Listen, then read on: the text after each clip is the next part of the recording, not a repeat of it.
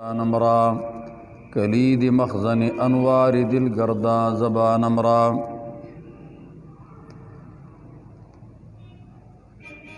معزز سامعین، گزشتہ جمعے آپ کے سامنے یہ بات عرض کی تھی کہ اللہ کا پیغمبر وہ اللہ تعالیٰ کے احکامات کے بیان کرنے میں کوتاہ نہیں ہوتا،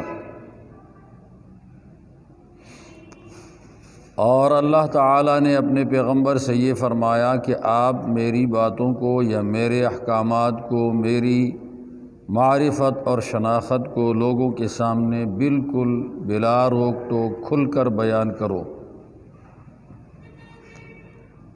اور جو مشرک رکاوٹ ڈالتے ہیں تو آپ اس رکاوٹ کو فی الحال ہٹانے کی کوشش نہ کرو۔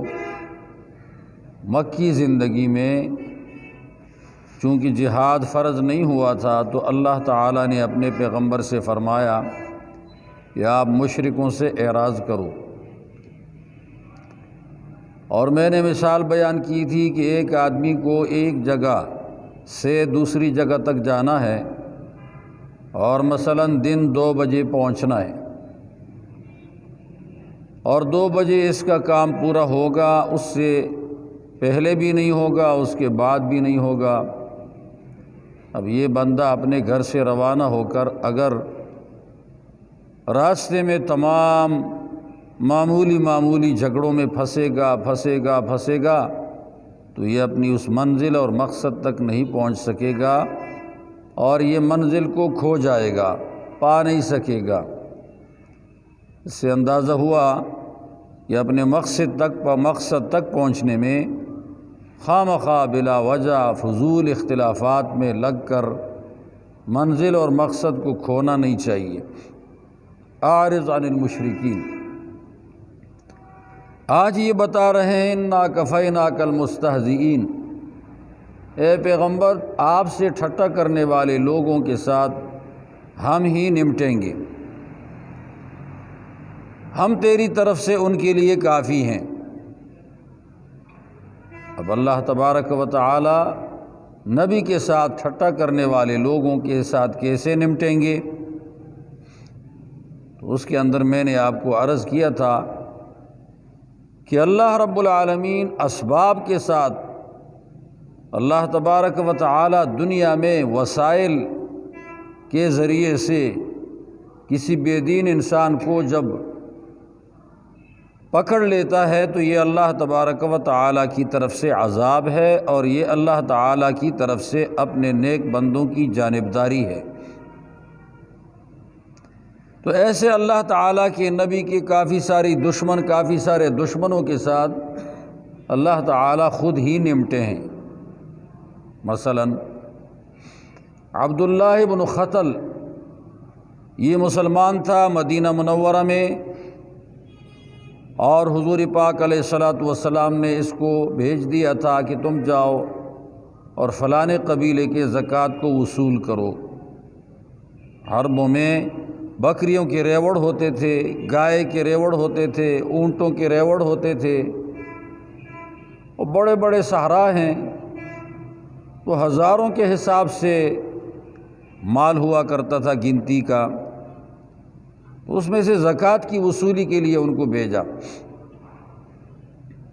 واپس آ گیا تو راستے میں اس نے وہ جو خادم بھیجا تھا حضور علیہ الصلاۃ والسلام نے، اس نے اس خادم کو قتل کر دیا اور بھاگ گیا، مکہ مکرمہ چلا گیا۔ اس وقت مکہ مکرمہ فتح ہوا نہیں تھا، تو پھر وہاں جا کر کچھ کنجریوں کو رکھا، گانا گانے والی عورتوں کو رکھا، اور ڈول بجانے والے، گانا گانے والے، باجے بجانے والے، پھر اس مجلس کے اندر لوگوں کو شراب پلا کر مست بھی کر دیتا تھا، اور حضور پاک علیہ الصلاۃ والسلام کے خلاف بکواسات کے اشعار وہ ان عورتوں سے کہلوایا کرتا تھا، اور ایسی ایک مجلس بن جاتی۔ ظاہر بات ہے دین والوں کی مجلس روحانیت کے ساتھ آباد ہوتی ہے، بے دین انسانوں کی مجلسیں ناچ گانا، شراب نوشی اور رقص، ان کے ساتھ ان کی مجلسیں گرم ہو جاتی ہیں۔ روحانی لوگوں کی مجلسیں ذکر اذکار سے گرم ہو جاتی ہیں، روحانی لوگوں کی مجلسیں عبادتوں سے پروان چڑھتی ہیں، لیکن جو نفسانی لوگ ہوتے ہیں ان کی مجلسیں ساری رقص کے ساتھ، گانوں کے ساتھ، زنا کے ساتھ، شراب نوشی کے ساتھ آباد ہو جاتی ہے، اور پھر وہاں پر یہ لوگ دھڑا دھڑ جایا کرتے ہیں، اور وہاں جا کر پھر کوئی پرواہ نہیں ہوتی، بلکہ بے باکی کے ساتھ مخلوط ہو جاتے ہیں، مرد عورت سارے کے سارے۔ جیسے آپ نے نفسانی لوگوں کی مجلسیں دیکھی ہیں کہ وہاں ذرہ برابر روحانیت نہیں ہوتی، نفس ہی نفس ہوتا ہے، نفس کی سرکشی ہوتی ہے۔ تو یہ نبی کی گستاخی میں لگ گیا تھا، استہزاء کرنے والوں میں لگ گیا تھا۔ اللہ تعالیٰ فرماتے ہیں ایسے ٹھٹھا کرنے والے لوگوں کی ہم صفائی کریں گے اور ہم آپ کی جانبداری کریں گے، آپ کی طرف سے ہم کافی ہیں ان کے لیے۔ مکہ مکرمہ فتح ہوا تو 14 آدمیوں کے بارے میں حضور علیہ الصلوۃ والسلام نے فتویٰ جاری کر دیا کہ ان کو قتل کر دیا جائے۔ ان کو قتل کرنے کا فتویٰ دیا گیا، کچھ بھاگ گئے اور کچھ کو مسلمانوں نے پکڑا تو رشتہ داروں نے سفارش کر کے حضور علیہ الصلوۃ والسلام کی بارگاہ میں پیش کر دیا۔ حضور علیہ الصلوۃ والسلام نے اس سفارش کی وجہ سے ان کو معاف کر دیا۔ حضرت عثمان ایک آدمی کو پیش کر کے لائے، اسی طرح ابو سفیان وہ خود حضور علیہ الصلوۃ والسلام نے ان کو امن دے دیا، مسلمان بھی ہو گیا۔ اس کی بیوی کے قتل کا فتویٰ ہو گیا تھا لیکن اس کی بیوی مسلمان ہو گئی۔ اس طرح اور بھی کافی سارے تھے، 5 مردار کر دیے گئے، مارے گئے، اور یہ 8 ہجری رمضان المبارک کا مہینہ تھا، 17 تاریخ سورج طلوع ہونے کے بعد سے لے کر سورج غروب ہونے تک یہی 5 آدمی مارے گئے۔ ان میں سے عبداللہ ابن خطل کو مارا، یہ خانہ کعبہ اور اس کے غلاف کے درمیان میں چھپ گیا تھا۔ تو کسی نے کہا یا رسول اللہ ابن خطل متعلق باستار الکعبہ، یہ عبداللہ ابن خطل خانہ کعبہ کے غلاف کے ساتھ اندر دیوار اور غلاف کے درمیان میں چمٹا ہوا چھپا ہے۔ حضور نے فرمایا اقتلوہ، اس کو قتل کر دو۔ اس کو پھر قتل کر دیا۔ لوگ کہیں گے یہ قتل کر دیا ان کو، یہ قتل کر دیا ان کو۔ ان کے تو ایک آدمی کا خون بہنا نظر آ جاتا ہے لیکن اللہ کی نبی کی گستاخی نظر نہیں آتی۔ یہ اللہ کا نبی کتنا محترم ہے، اس کی گستاخی نظر نہیں آتی۔ اللہ رب العالمین پوری کائنات میں، اللہ کی مخلوق میں اللہ کے انبیاء سب سے زیادہ محترم ہوتے ہیں، اللہ کے فرشتے سب سے زیادہ محترم ہیں، اور کسی نبی کی گستاخی کوئی کر رہا ہے، ایک نہ ماننا ہے لیکن گستاخی نہیں کرتا، ایک ماننا نہیں ہے اور گستاخی بھی کر رہا ہے، یہ آدمی کسی طرح قابل معافی نہیں۔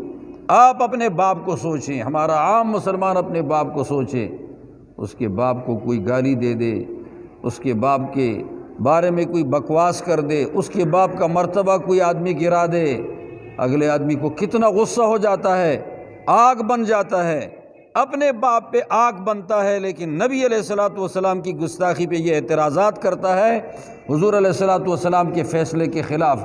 کہ حضور علیہ الصلوۃ والسلام نے یہ فیصلہ دیا تھا اس آدمی کو قتل کرنے کا، معاف کرنا چاہیے، تم اپنے باپ کے گستاخ کو کیوں معاف نہیں کرتے؟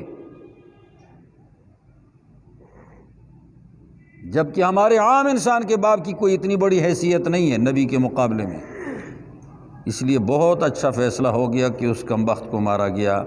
انا کفیناک المستہزئین، ہم آپ سے ٹھٹھا کرنے والوں کے آپ کی جانبداری میں ان سے نمٹیں گے، ہم کافی ہیں اس معاملے میں۔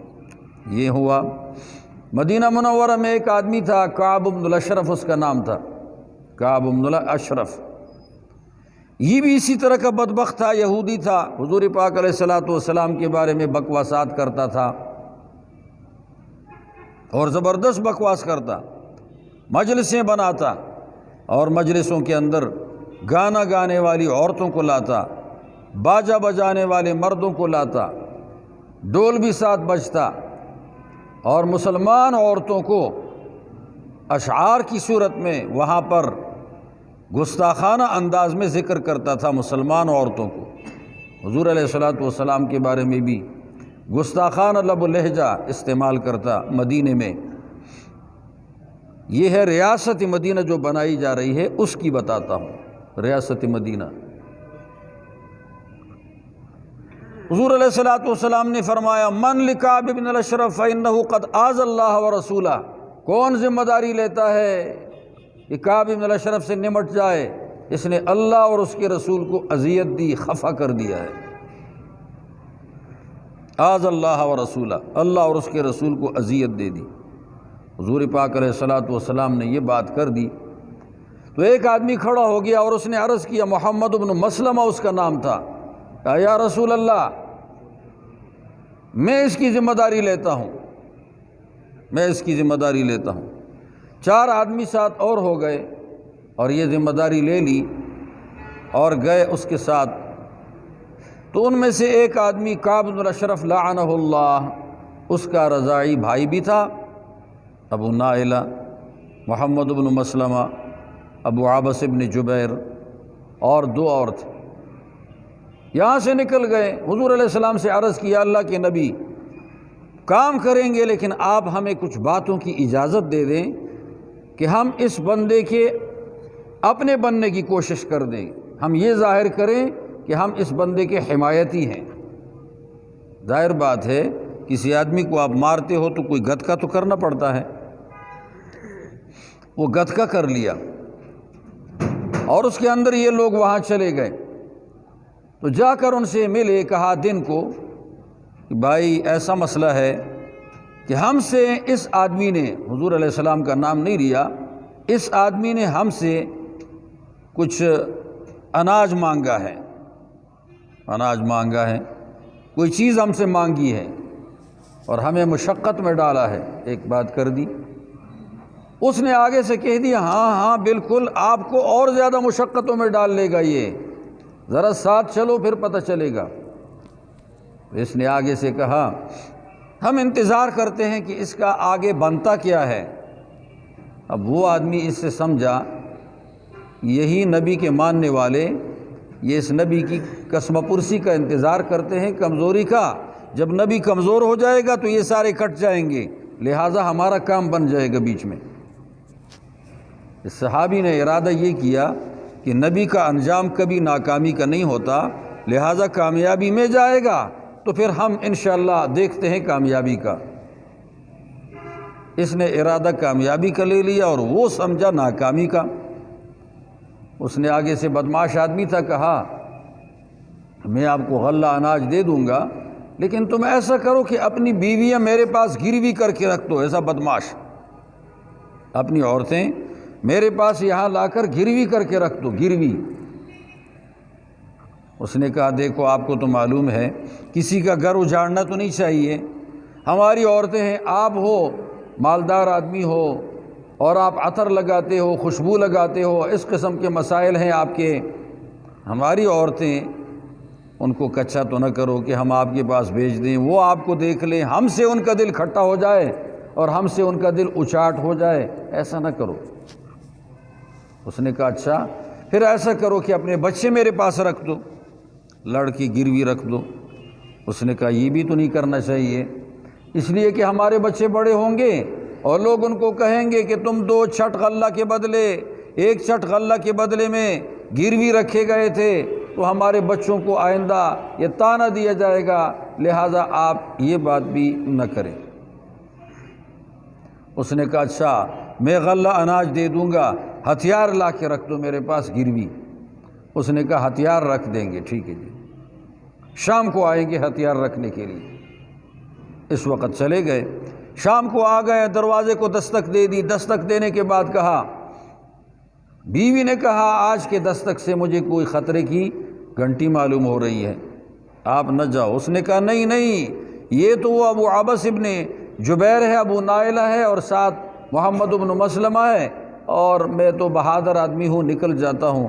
باہر نکل کے آئے، زبردست چادر اوڑھی ہوئی تھی، بڑی چادر اوڑھی ہے، خوشبو لگائی ہے، سر کے بال بڑے بڑے رکھے ہیں، اس میں کنگھی کی ہوئی ہے۔ یہ ساتھی جب مل گئے یہ مسلمان تو انہوں نے کہا آج تو کوئی بہت ہی خوشبو آ رہی ہے آپ سے۔ اس نے کہا میرے جیسے آدمی سے خوشبو کیوں نہیں آئے گی، جب کہ اس کے نکاح میں عربوں کے سردار کی لڑکی موجود ہے، تو جو بڑے خاندان کی لڑکی نکاح میں رکھتا ہے تو پھر ظاہر بات ہے اپنے کو صاف ستھرا بھی تو رکھتا ہے نا، اس لیے میں تو رکھتا ہوں۔ پھر بیٹھ گئے جی، بیٹھنے کے بعد بات چیت شروع ہو گئی۔ بات چیت میں یہ کہا کہ آپ کے سر سے بڑی خوشبو آ رہی ہے تو ہم ذرا سونگنا چاہتے ہیں، تو محمد ابن مسلمہ نے سونگنے کی کوشش کر دی، اور پھر کہا میرے ساتھی بھی سونگنا چاہتے ہیں، ان کو ذرا تھوڑی سی اجازت دے دیں، تو ساتھیوں کو بھی اجازت دے دی، وہ بھی سونگ رہے، اور بیچ میں اس طرح ہاتھ مار رہے ہیں تاکہ بال اپنی جگہ جو سنبھالے ہوئے ہیں یہ ہل جائے اور جو چھپی خوشبو ہے وہ سامنے ہو جائے۔ اس نے کہا میرا بھی دل کرتا ہے دوبارہ کہ میں آپ کے سر کے بالوں کو سونگوں۔ اس نے کہا وہ چلو ٹھیک ہے نا، سونگو، دکان سے خرید نہیں سکتے خوشبو تو چلو میرے سر سے ہی سونگ لو۔ خیر پھر اس کے بعد جب اس نے گوڑی شروع کر دی، ایسے ایسے رگڑتے رگڑتے رگڑتے، وہ لمبے بال تھے سر کے رکھے ہوئے، اور اس میں اچھی طرح قابو پا لیا ایسے ایسے بالوں میں، اور پکڑ کر پھر ساتھیوں سے کہا دونکم، مارو اس خبیث کو، بس تلوار سے اس کو مار کر قتل کر دیا جگہ پر۔ اور یہ 5 چلے گئے، حضور علیہ الصلوۃ والسلام کو خوشخبری دے دی۔ اللہ کے نبی یہ نہیں کہا ہم نے مارا، صحابہ ہر کام کی نسبت کس طرف کرتے تھے؟ اللہ کی طرف۔ ہم نے مارا نہیں کہا، اللہ کے نبی اللہ نے آپ کے دشمن کو اپنی انجام تک پہنچا دیا۔ بڑے خوش ہوئے حضور علیہ الصلوۃ والسلام، اوس قبیلے کے تھے۔ اب ہمارے بہت سارے لوگ آ جاتے ہیں ترس کرنے والے، اور کہا جاتا ہے کہ وہ نبی تھے اور اتنے ہمدرد تھے اور ایسے تھے اور ایسے تھے، اور آج کل کا مسلمان وہ تھوڑی سختی سے کام لیتا ہے۔ مکہ مکرمہ میں تو حضور علیہ السلام نے ہر اذیت برداشت کی ہے، اپنی گستاخی بھی برداشت کی ہے، لیکن ریاست جو بنی نہیں تھی مکہ میں، اور جب ریاست مدینہ بن گئی تو ریاست ضابطوں کا نام ہوتا ہے، ریاست ضابطوں کا نام ہوتا ہے، پھر ضابطے رکھے گئے، اور ضابطے میں اللہ کا بھی ضابطہ ہوتا ہے، اللہ سے متعلق، نبی سے متعلق بھی ضابطہ ہوتا ہے، مسلمانوں سے متعلق بھی ضابطہ ہوتا ہے، کافروں سے متعلق بھی ضابطہ ہوتا ہے۔ وہ ضوابط کی زندگی تھی، اور ضوابط کی زندگی میں ایک ضابطہ ہے، ایک شق ہے کہ نبی کی گستاخی کر دی جائے، یہ بندہ واجب القتل ہے۔ اگر اس کو راستے سے ہٹایا نہ جائے تو پھر ریاست مدینہ کے ضوابط ناکام ہو جائیں گے، اور ضوابط کو ناکام کرنا یہ اسلام میں رکاوٹ ڈالنا ہے، اسلام کو ناکام کرنا ہے، یہ نتھ ڈالنا پڑے گا اللہ کے دشمنوں کو، اللہ کے نبی کے دشمنوں کو۔ پھر حضور علیہ السلام جہاد میں فرمایا کرتے تھے کہ میں ضمانت دیتا ہوں جنت کی، بڑھو اللہ تعالیٰ کا نام لے کر اور جان دینے کے ارادے سے آگے بڑھو، بڑھ کر آگے مارے جاؤ گے تو شہداء کی زندگی ہوگی، اور کسی کو مردار کر کے واپس آؤ گے تو غازیوں کی زندگی ہوگی۔ قل هل تربصون بنا الا احدى الحسنيين۔ اسلام مظلوم نہیں ہے، اسلام ظالم بھی نہیں، نہ مظلوم ہے نہ ظالم ہے، یہ نظام عدل ہے۔ اسلام اپنے آپ کو اتنا مظلوم بھی نہیں بناتا کہ سارے ہی آ کر اسلام کو دبانا شروع کر دیں۔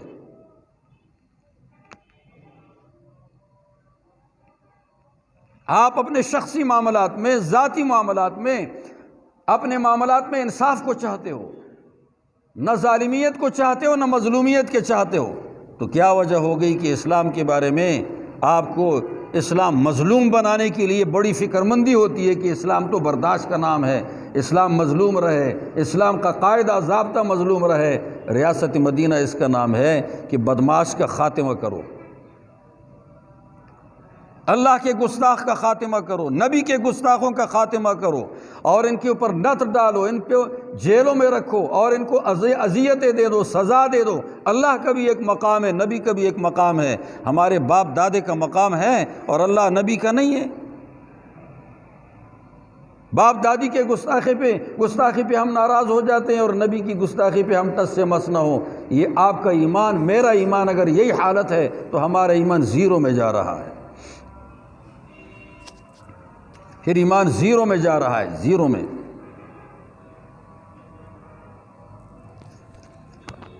یہ صورتحال ہے۔ اسلام نہ مظلوم ہے نہ ظالم ہے، اسلام عدل کا نظام ہے، یہ کسی پہ ظلم نہیں کرتا۔ لیکن ایک بدبخت نے اتنی گستاخی کر دی اللہ کے نبی کی، تو پھر اسلام کہتا ہے انتقام ہونا چاہیے۔ آپ کے 2 سال سے ریاست مدینہ میں کیا کچھ ہوا اور کیا کچھ سزا دی، بتاؤ۔ وہ ریاست مدینہ بنائی جا رہی تھی اور یہاں ریاست مدینہ کا نام لیا جا رہا ہے، یہاں کیا کچھ ہوا اور کیا سزا ہوئی؟ سینکڑوں بچوں سے تو بدکاریاں ہو گئی، بچیوں سے بدکاریاں ہو گئی اور ان کو قتل کر دیا گیا اور پھر جلایا گیا۔ کیا سزا ہو گئی؟ یہ ریاست مدینہ ہے؟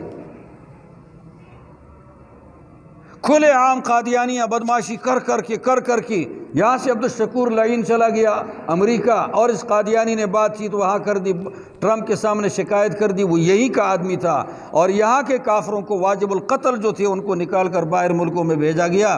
یہ ریاست مدینہ ہے؟ کسی ایک آدمی کو تو لٹکایا جاتا کہ یہ نبی کا گستاخ ہے، آئندہ اگر کر لے گا تو یہی حشر ہوگا، ہم مان لیتے ریاست مدینہ ہے۔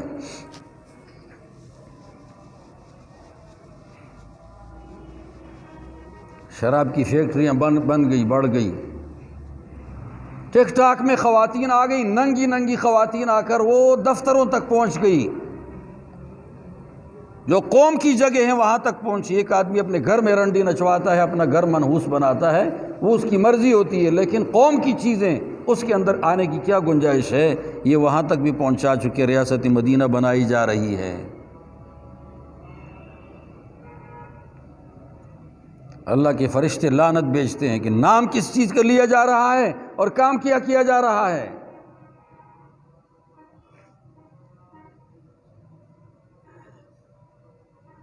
اور اس میں برابر کا وہ شریک ہے جو معاون ہے، برابر کا وہ شریک ہے جو سرپرست ہے، برابر کا وہ شریک ہے جو پیچھے سے دفاع کر رہا ہے اور اس کی ہمدردی کر رہا ہے، برابر کا شریک ہے، برابر کا۔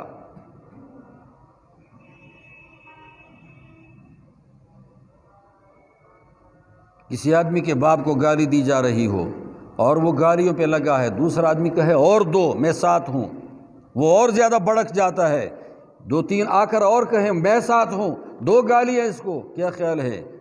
یہ گالی دینے والا آدمی گالی کا گناہگار ہے، لیکن پیچھے سے سپورٹ کرنے والوں کی وجہ سے جو گالی بڑھائی جا رہی ہے اور زیادہ سے زیادہ دی جا رہی ہے، یہ پیچھے والے گناہگار ہوں گے کہ نہیں؟ انہوں نے اس کے زبان کو اور دل کو اور ہاتھ کو مضبوط کر دیے، جس کی وجہ سے آگے اور زیادہ مظالم شروع ہو گئے۔ یہ سپورٹ والا سب سے زیادہ گناہگار ہے، سپورٹ والا۔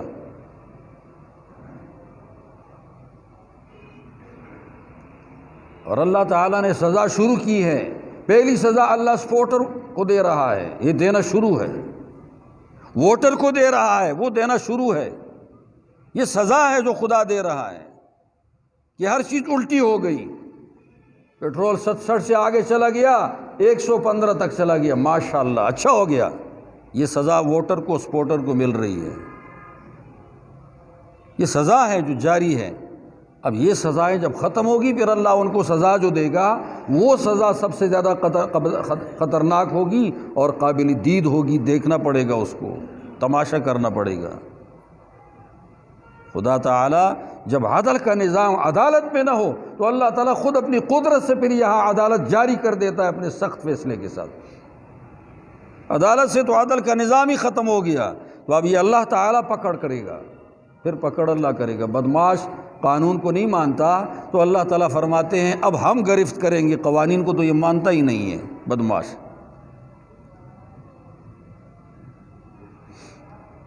یہ ریاست مدینہ میں سزا ہو گئی اور مردود کو، نبی کے گستاخ کو مارا گیا۔ اور نبی کی گستاخی، اس کے اوپر مارنا یہ شریعت کا ایک دفعہ ہے، ایک حق ہے کہ مقتدر ہستیوں کو مت چھیڑو، قابل قدر ہستیوں کو مت چھیڑو۔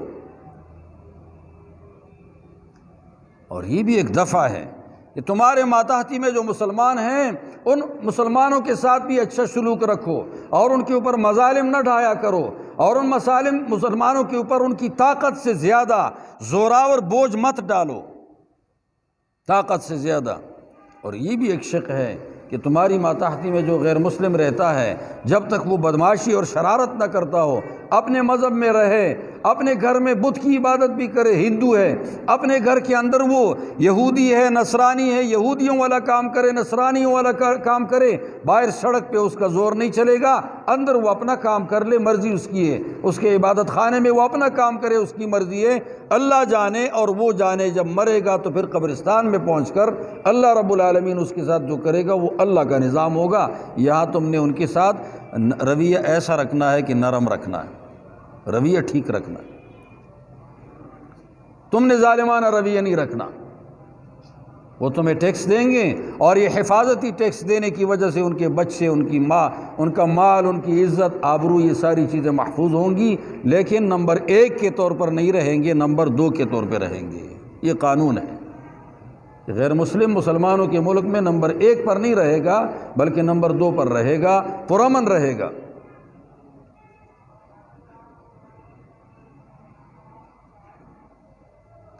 کسی زمانے میں لڑائی جاری تھی، لڑائی مسلمانوں کی اور کافروں کی لڑائی جاری تھی، تو اس لڑائی میں مسلمانوں کی لشکر میں کافروں کے آنے کی اجازت نہیں ہوتی تھی۔ یہ لڑے گا مسلمان اس لیے کہ مسلمانوں کے ساتھ اللہ کی مدد ہوگی، کافر اگر آ جائے گا تو اللہ کی مدد اس کی وجہ سے ہٹ جاتی ہے، لہٰذا ان مسلمانوں کے ساتھ کافروں کو شریک نہ کیا جائے جہاد میں۔ تو کچھ کافروں سے پوچھا گیا کہ تم کیوں لڑ رہے ہو جب کہ تمہارے مقابلے میں بھی کافر ہیں اور تم بھی کافر ہو، اسلام کے خلاف وہ بھی ہے، اسلام کے خلاف تم بھی ہو۔ ان کافروں نے جواب دیا کہ ہمیں ہمارے اپنوں کی ماتحتی میں اتنا سکھ نہیں ہے جتنا ہمیں اسلام کے سائے میں سکھ مل رہا ہے۔ اسلام کے سائے میں جو ہمیں سکھ مل رہا ہے، ہمارے اپنوں کے گورنمنٹ میں ایسا سکھ نہیں، تو ہم ان کے ساتھ لڑتے ہیں کہ ان کا زور ٹوٹ جائے اور اسلام کا زور آگے رہے تاکہ ہمیں راحت تو ملے دنیا میں۔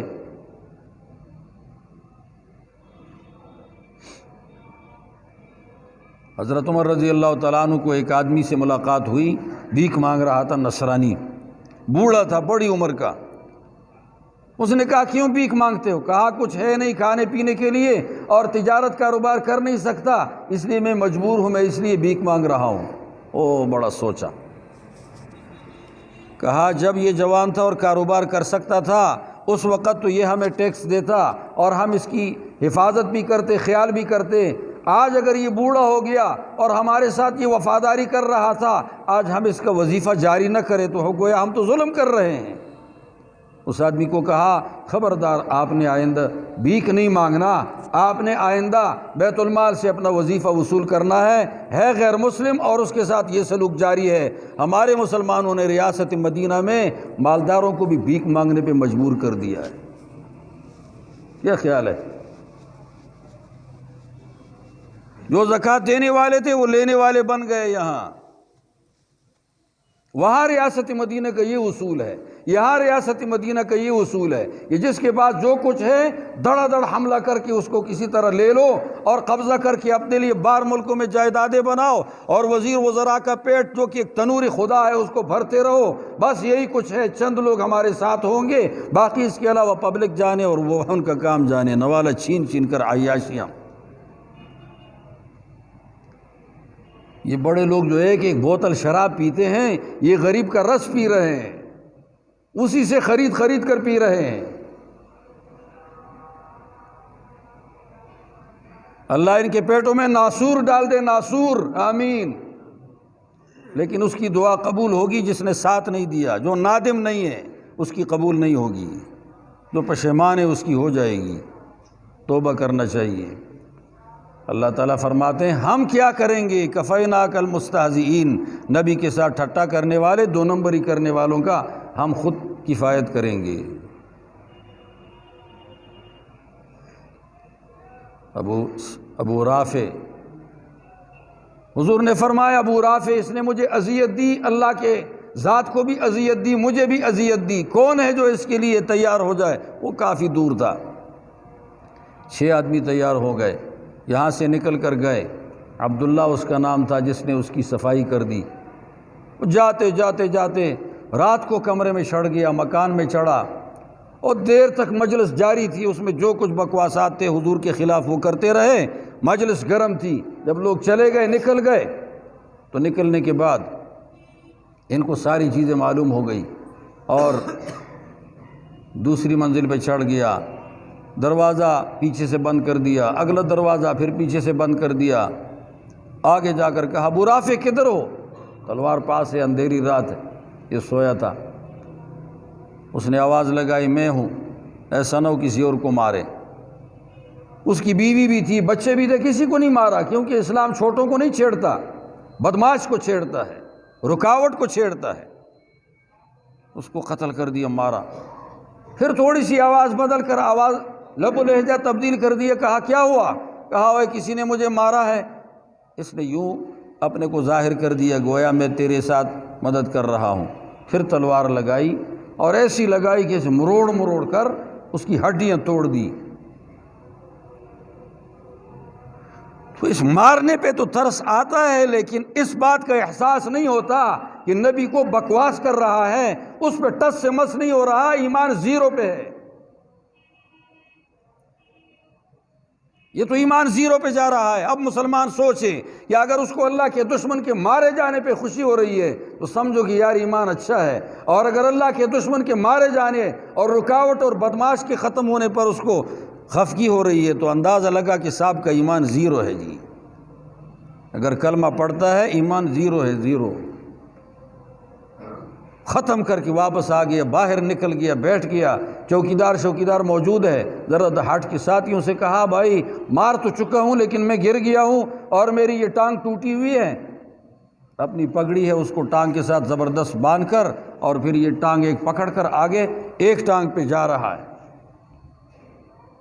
جیسے پٹھان لوگ کہتے ہیں سخے کو، اور ادھر جا کر انتظار کر رہا ہے۔ آواز لگ گئی صبح کے وقت، گلابن کھڑی ہو گئی، کہا اہل حجاز کا تاجر مارا گیا، ابو رافع مارا گیا، تاجر اہل الحجاز۔ تب یہ مطمئن ہو کر بھاگا اور کہا ساتھیوں سے کہ چلو حضور علیہ السلام کے پاس آئے، حضور سے عرض کیا جی ٹانگ ٹوٹی ہوئی ہے، میں آ چکا ہوں اسی حال میں۔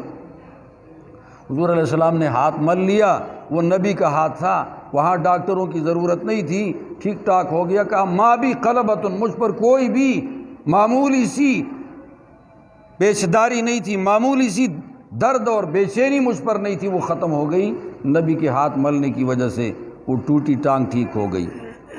دعائیں بھی حضور علیہ السلام نے دی، اسلام کا راستہ صاف ہو گیا۔ راستے کو صاف کرنے کے لیے بدماش کو بیچ میں سے ہٹانا پڑتا ہے۔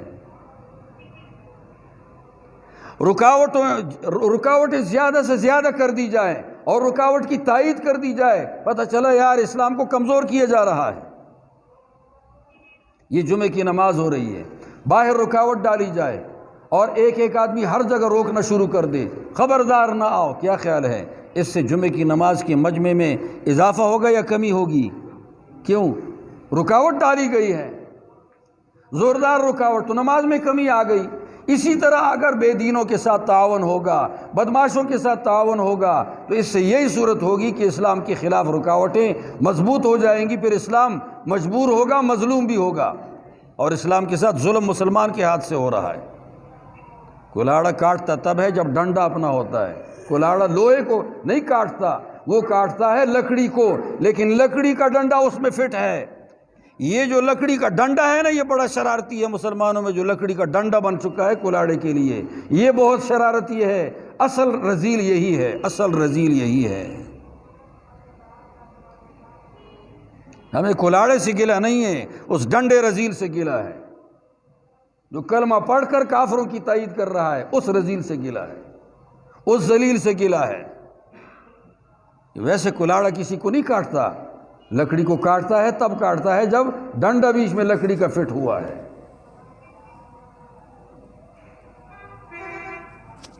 اللہ تعالیٰ کی لعنت ہو اس کلاڑے پر اور اللہ کی لعنت ہو اس ڈنڈے پر، آمین۔ جو کفر کی تائید میں لگا ہوا ہے، شب و روز لگا ہے، اللہ تعالیٰ کی لعنت ہو اس ڈنڈے پر بھی اور اس کلاڑے پر بھی۔ یہود نصارہ تو کلاڑا ہے، ہندو تو کلاڑا ہے، ہمارا بگڑا مسلمان یہ ڈنڈا ہے، ہمارا بدماش مسلمان یہ ڈنڈا ہے، یہ اپنے مفادات کے خاطر اسلام کو مظلوم بنا رہا ہے۔ سبحان ربک رب العزت عما یصفون والسلام۔